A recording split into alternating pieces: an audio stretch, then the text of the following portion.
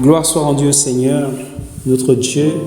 Nous voulons continuer encore dans cette série d'enseignements qui concerne connaître qui est Dieu et qui est Jésus-Christ.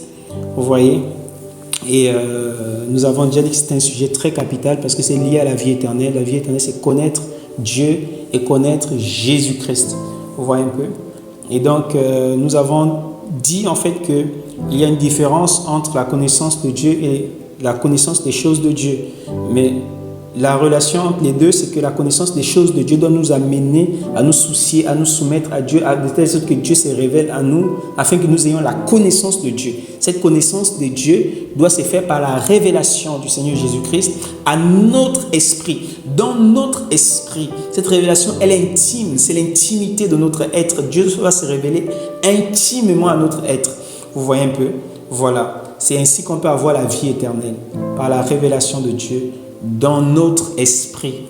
Et voilà, donc nous voulons poursuivre avec la notion du Père et du Fils, expliquer, voilà, connaître un peu qui est le Père et qui est le Fils. Vous voyez, on ne va pas s'étendre de long à large parce que c'est mystérieux ces choses. Voilà, mais par la grâce du Seigneur, nous allons expliquer selon la mesure du don de Christ que nous avons aussi reçu. Seigneur, sois glorifié, conduis-nous, que toute la gloire te revienne au nom de Jésus-Christ. Amen. Voilà, donc déjà pour comprendre la notion du Père et du Fils, c'est Jésus-Christ qui va nous dire en fait que le Père et le Fils sont un. Il dit dans Jean chapitre 10 au verset 30,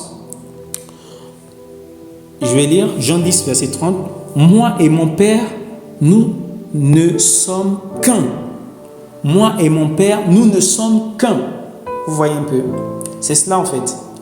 Donc, le Père et le Fils ne sont que un. Vous voyez un peu? Et c'est ce que Jean dit aussi dans le commencement de son livre, de son épître. Il est écrit en fait dans l'évangile de Jean au chapitre 1, au premier verset. Au commencement était la parole était avec Dieu et la parole était Dieu. Et l'Écriture nous dit que cette parole-là qui était avec Dieu et qui était Dieu en même temps, vous voyez, s'est faite chair. Elle est venue en Israël parmi les Juifs comme ça, dans la chair. Vous voyez un peu? Donc cette parole, c'était Jésus, vous voyez un peu, qui est venu, voilà, parmi les siens, comme dit aussi l'Écriture. Vous voyez un peu? Donc Jésus était avec Dieu dès le commencement et Jésus était Dieu. Vous voyez un peu? Et l'Écriture nous dit, mais l'Écriture fait bien la distinction encore. L'Écriture vient, distinguer le Père du Fils, et l'Écriture nous dit que le Père et le Fils ne sont que un. Voilà, donc ce sont des mystères que nous voulons partager parce que ça crée beaucoup de polémiques, non seulement dans le monde chrétien, mais encore ça crée des polémiques aussi chez les musulmans. Ils sont achoppés parce que lorsqu'on parle de Fils de Dieu, ils ne comprennent pas cela, ils comprennent ça à la manière des hommes, et ça devient une pierre d'achoppement. Voilà, un sujet de scandale. Mais nous voulons expliquer ces choses par la grâce du Seigneur Jésus afin, voilà, que cela soit clair selon la mesure du don de Christ. Mais maintenant, en fait, voilà, on comprend que le Père et le Fils ne sont que un. Vous voyez un peu? Donc, nous allons expliquer ces choses. Et l'Écriture nous dit, en fait, que Jésus, qui est le Fils de Dieu, il n'a pas commencé à exister sur la terre, en fait. C'est ça, en fait, qu'il faut déjà comprendre. Le Fils de Dieu n'a pas commencé à exister sur la terre. Jésus n'est pas Fils parce qu'il est venu en chair. Non. Le Fils a existé avant toute chose.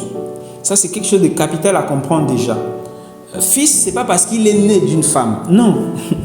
Fils, ce n'est pas parce qu'il est venu, il s'est trouvé humain dans la chair. Non.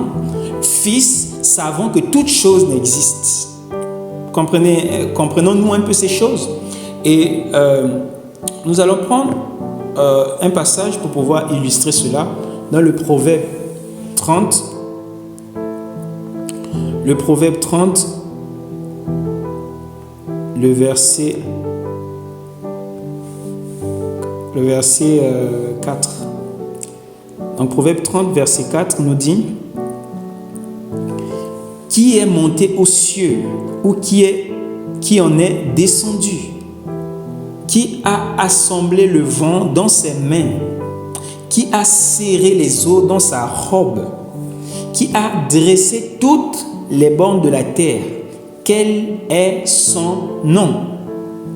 Et quel est le nom de son fils? Le sais-tu? Ça, c'est une question que Dieu a posée dans Proverbe 30, verset 4. Dieu dit quel est son nom? Quel est le nom de Dieu? Voici la question que Dieu a posée. Et quel est le nom de son fils? Donc son fils a un nom et Dieu aussi a un nom. Vous voyez? Or, souvenez-vous, Jésus a dit le nom du Père, le nom du Fils et le nom du Saint-Esprit. C'est le même nom. Vous voyez un peu? Donc, quel est le nom du Père revient à dire quel est le nom de son Fils. Donc, on voit que le Fils a toujours existé. On est dans Proverbe. Voilà, Salomon a écrit, Jésus n'était même pas encore sur la terre. Vous voyez? Donc, et nous avons vu dans Jean que la parole, voilà, était dès le commencement. Sauf que la parole s'est faite chair. Au commencement, elle était avec Dieu. Elle était Dieu. Elle s'est faite chair. Vous voyez un peu. C'est ce que Philippiens 2, voilà, à partir du verset 4, nous dit que Christ qui existait sous forme de Dieu n'a pas regardé son égalité avec Dieu comme une proie arrachée, mais il s'est dépouillé lui-même. Il a pris un corps de serviteur. Donc Christ a pris un corps, mais Christ existait. Vous voyez un peu. L'Écriture dit qu'il n'a ni commencement de vie, ni fin de jour. Et que, voilà, son origine remonte au jour de l'éternité. Donc, pour comprendre la notion du Fils, il faut remonter dans l'éternité. Pour comprendre la notion de qui est Christ, Jésus, il faut remonter dans l'éternité. Parce qu'on ne peut pas comprendre Christ quand il est venu sur la terre seulement. Non, ce n'est pas là l'origine de Jésus. Jésus, ses jours, voilà, son origine remonte dans l'éternité. Donc, pour pouvoir comprendre la notion du Fils de Dieu, il faut remonter aussi au jour de l'éternité. Vous voyez un peu. Voilà. Donc, c'est déjà ce qu'il faut comprendre en fait. Donc, quand on remonte dans l'éternité, qu'est-ce qu'on comprend? On comprend ceci en fait. Donc, on va prendre un passage. Donc, on reste toujours dans Proverbe. On va prendre Proverbe 8. Proverbe 8, le verset 22 à 25.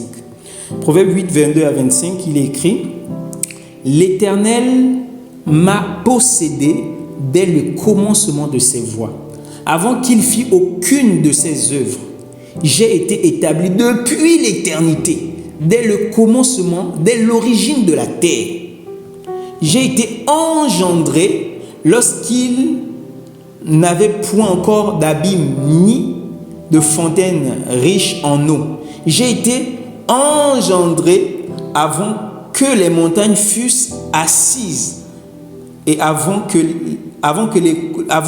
les coteaux, autant pour moi, vous voyez un peu, avant qu'il n'eût fait la terre et les campagnes et le commencement de la poussière du monde. Vous voyez un peu, quand il agençait les cieux, j'y étais. Quand il traçait le cercle au-dessus de l'abîme, voilà, il était. Qui parle ici? C'est la sagesse, cette sagesse qui est simplement Christ. Christ, c'est la sagesse véritable de Dieu.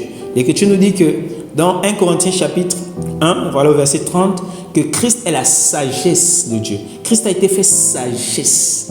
Donc, il est la sagesse de Dieu, Jésus-Christ en fait. Vous voyez un peu. Et souvenez-vous, Jésus en fait, il est venu dire aux Juifs en fait, qui avait l'homme le plus sage de la terre, l'homme le plus sage parmi les hommes, qui est Salomon, parce que Dieu a donné à Salomon une sagesse qu'aucun homme n'a. Vous voyez un peu sur la terre, aucun homme n'en aura. Or, Jésus-Christ, quand il vient, en tant qu'homme, il dit que voilà, la reine du Midi s'est déplacée au loin. Elle est venue des extrémités de la terre pour écouter la sagesse de Salomon. Mais il y a ici plus que Salomon. C'est pour dire en fait que ici, ce n'est plus un homme sage qui est devant vous. Ici, c'est la sagesse manifestée. C'est pourquoi quand Jésus-Christ parlait, on disait que jamais homme n'a parlé comme ça. C'est-à-dire même Salomon n'a pas parlé comme Jésus. Jésus, c'est la sagesse qui parlait. Vous voyez un peu? Donc ici, c'est la sagesse qui parle dans le Proverbe 8 ici, à partir du verset 22. Et elle dit, avant que toute chose ne soit manifeste dans l'éternité, Dieu l'a engendré. Dans d'autres versions, telles que King James et autres, on dit Dieu l'a manifesté. Vous voyez un peu? Parce que engendrer ici, c'est ça qui peut causer aussi des problèmes dans la compréhension. Vous savez, Jésus-Christ, il est venu sur la terre, il existait déjà, mais Dieu l'a engendré à nouveau. Selon qu'il écrit dans Hébreux 5, voilà, tu es mon fils, je t'ai engendré aujourd'hui. Et aujourd'hui, Dieu l'a engendré comment? Par la résurrection. Donc vous voyez que Christ existait avant, il était sur la terre, il a vécu sur la terre, et pourtant il était d'abord dans l'éternité, il est venu sur la terre. Ensuite, voilà, le fait qu'il soit passé de la mort à la vie, Dieu appelle ça l'engendrement. Dieu l'a manifesté autrement. C'est ce qu'on appelle la manifestation. Parce que Christ qui est mort, il est mort avec un corps corruptible et il est ressuscité avec un corps incorruptible, un corps céleste, vous voyez un peu. Voilà. Donc, on comprend en fait que Dieu l'a engendré. Dieu a fait de lui une création nouvelle. Mais ça ne veut pas dire qu'il n'existait pas. Il existait déjà, vous voyez un peu, mais Dieu l'a engendré afin qu'il soit le commencement de la nouvelle création de Dieu. Vous voyez un peu. Bon, ces choses, nous les aborderons autant qu'on viendra par la grâce du Seigneur. Et maintenant, nous voulons, nous dire en fait que Jésus-Christ, en fait, voilà, existait depuis l'origine des temps. Vous voyez un peu. Et que Dieu appelle fils, en fait, ici, Christ, c'est la manifestation de Dieu. C'est cela, en fait, qu'on doit comprendre. En fait, l'Écriture dit qu'avant que Dieu n'eût créé toute chose, dans l'éternité, Dieu s'est manifesté. Et cette manifestation de Dieu, c'est ça Jésus, c'est ça Christ, c'est ça le Fils de Dieu. Vous voyez un peu. Le Fils de Dieu, c'est la manifestation de Dieu. Parce que, en fait, l'Écriture nous dit dans Timothée, dans 1 Timothée, on va prendre cette écriture dans 1 Timothée chapitre 6, le verset 15 à 16.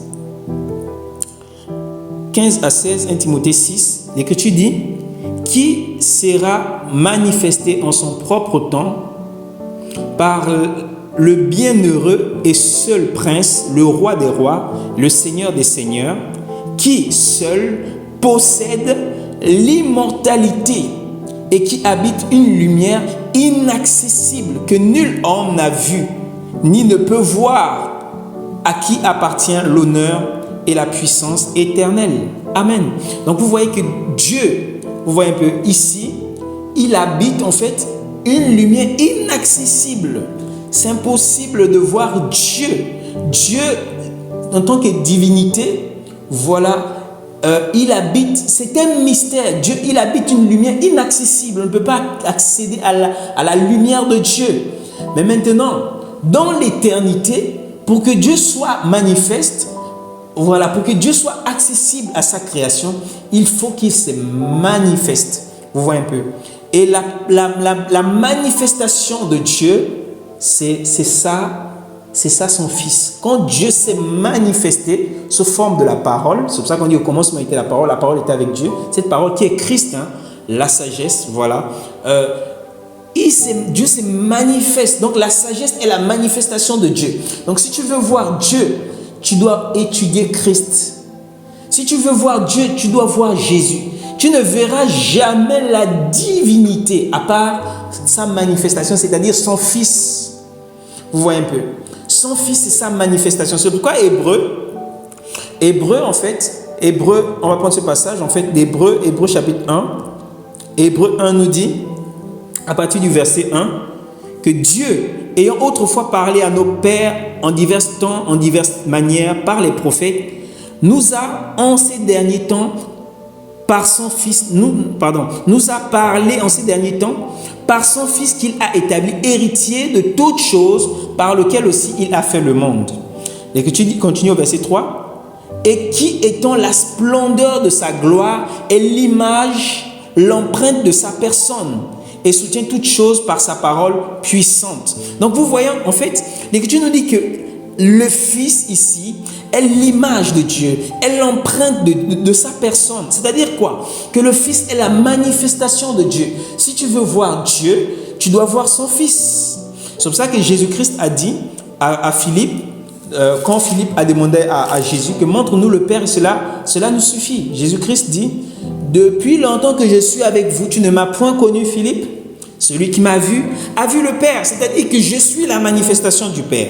Vous voyez un peu. Donc c'est ça la notion de Père et de Fils. Le Père, voilà, c'est la divinité. Le Fils, c'est la part.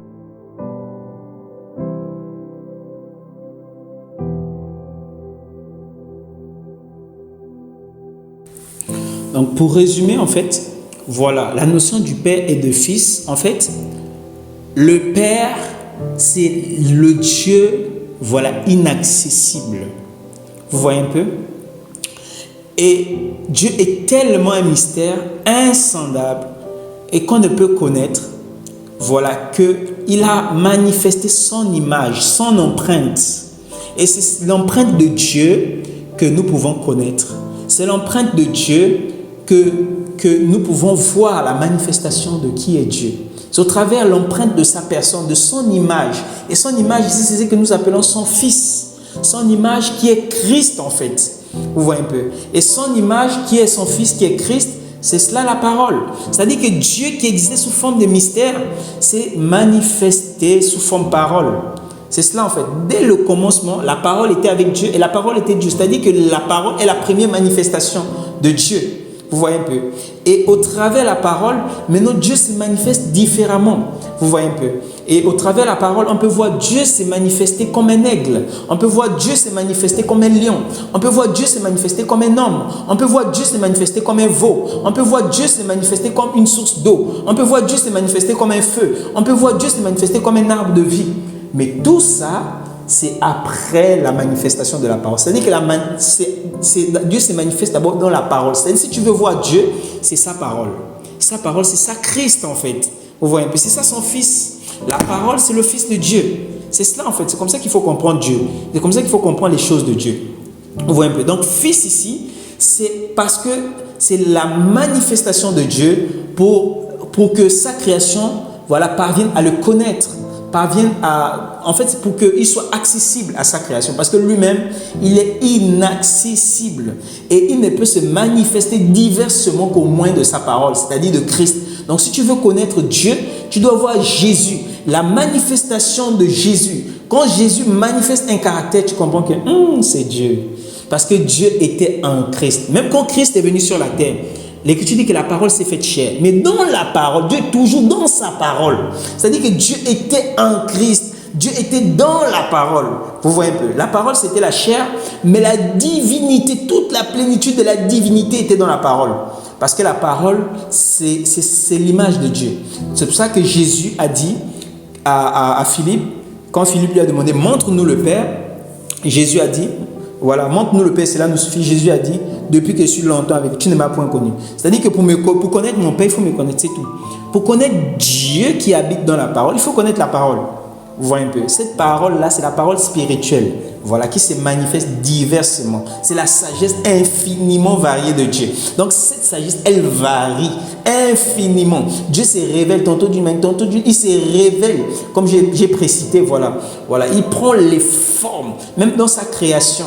Voilà, la création que Dieu a créée. Vous voyez un peu, comme on a vu précédemment que les perfections invisibles de Dieu se voient comme à l'œil nu, quand on le considère dans la création. C'est-à-dire que la création révèle Dieu, les aspects de Dieu. C'est pour ça que Christ, quand il est venu, il s'est identifié à la création pour dire « Je suis l'eau, je suis il s'est identifié comme étant l'eau de vie. Il s'est identifié comme l'agneau de Dieu. Donc il s'identifie comme l'animal, il s'identifie comme l'homme, il s'identifie comme les arbres, il s'identifie comme tout. Voilà en fait. Le Fils, c'est la sagesse infiniment variée de Dieu.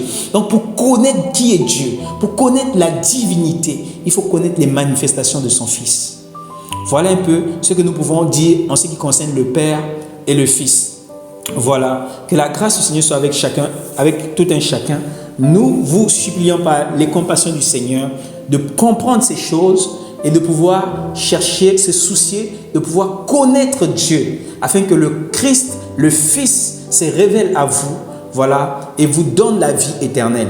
Et voilà, donc par la grâce du Seigneur, nous allons continuer sur un autre aspect dans l'enseignement qui suivra pour parler justement de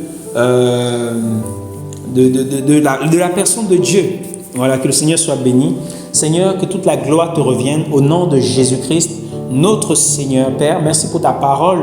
Oui, Seigneur, qu'il y ait la lumière, qu'elle éclaire nos cœurs, qu'elle fasse tomber les écailles, qu'elle nous fasse parvenir, au Seigneur de gloire, au Père, au Seigneur, à une véritable repentance, au Seigneur, qu'elle fortifie, qu'elle édifie, qu'elle comble, qu'elle restaure, qu'elle, au Seigneur, ôte l'aveuglement spirituel et qu'elle apporte la lumière du salut par le nom de Jésus-Christ, Seigneur.